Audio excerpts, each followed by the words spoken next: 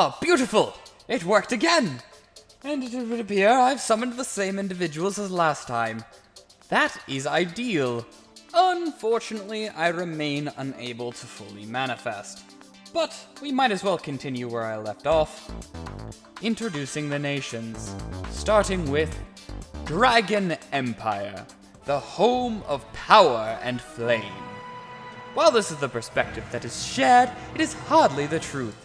In actuality, the dragons of Dragon Empire are more connected to lightning and the wind. The old clans of the Empire are named to represent weather, not fire, being that the Empire is mostly run and influenced by the long-lived dragons of this world. Much of their personal history is quite easy to find.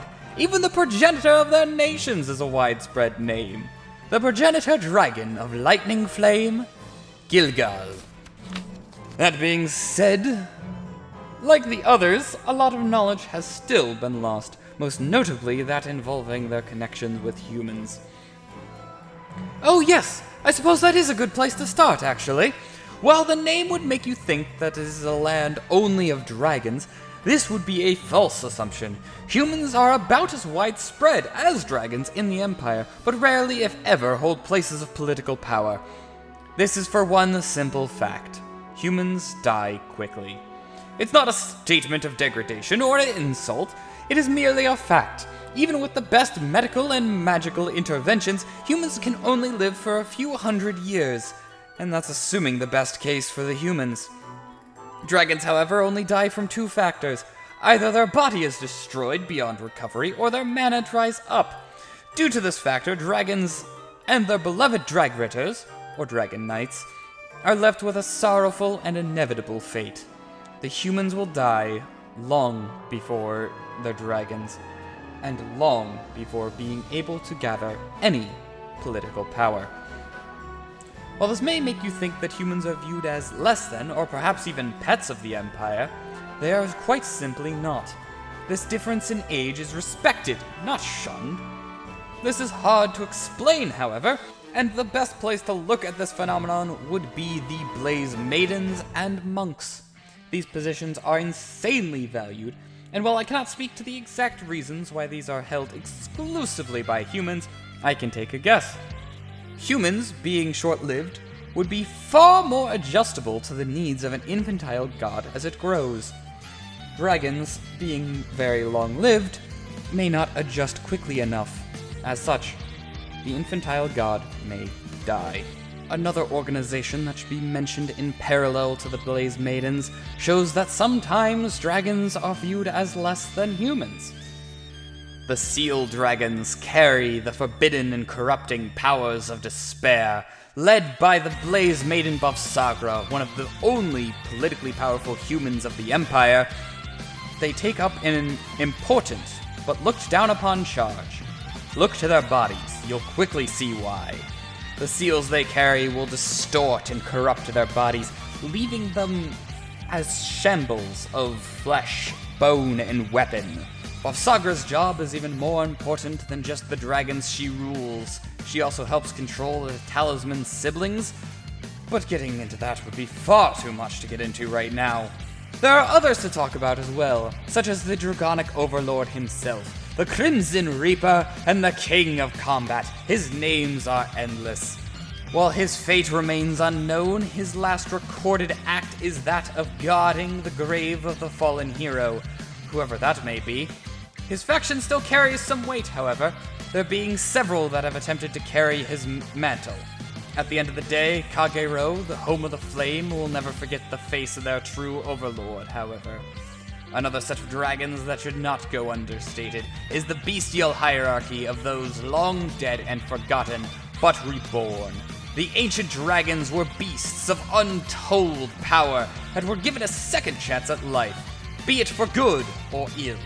With them, there is no friend or foe, just food for the taking. I am being slightly dramatic, however. Their bodies are made of machinery and as such can be turned on or off at will. That said, when they are turned on, every statement I made is very much true. Another few factions also possessed powers lost to time, mostly at least. dark and forbidden powers, allowing invisibility, duplication, and a whole manner of underhanded tricks. While many may sacrifice their lives for a cause, those I speak of sacrifice honor, placing the mission above all else.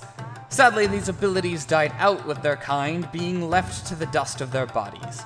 Being of shadows, they didn't exactly write down many of their tricks.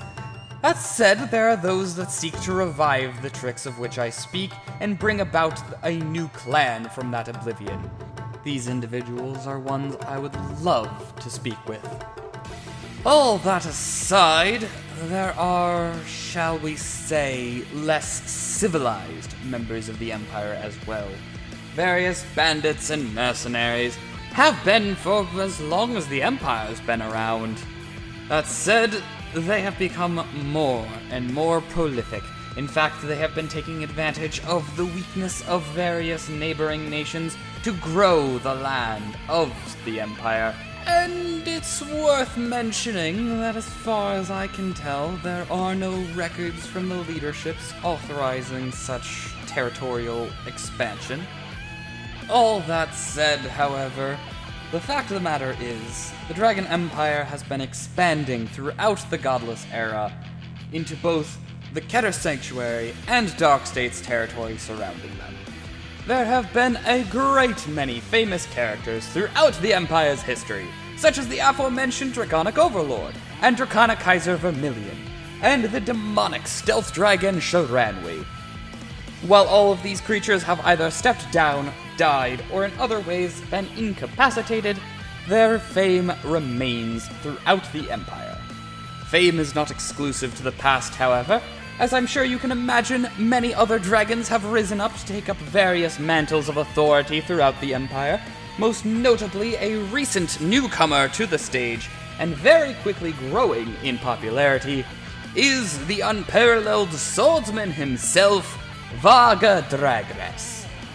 I'm unsure of what he is up to these days, but his last confirmed sighting was in the wonderful battle arena of the Nova Grapplers, where he took down the heroes in a fantastic show of force, showing exactly why the Empire is one of the largest of the nations of Krei. This strength, I'm sure, is felt even at your own world, if I had to take a guess.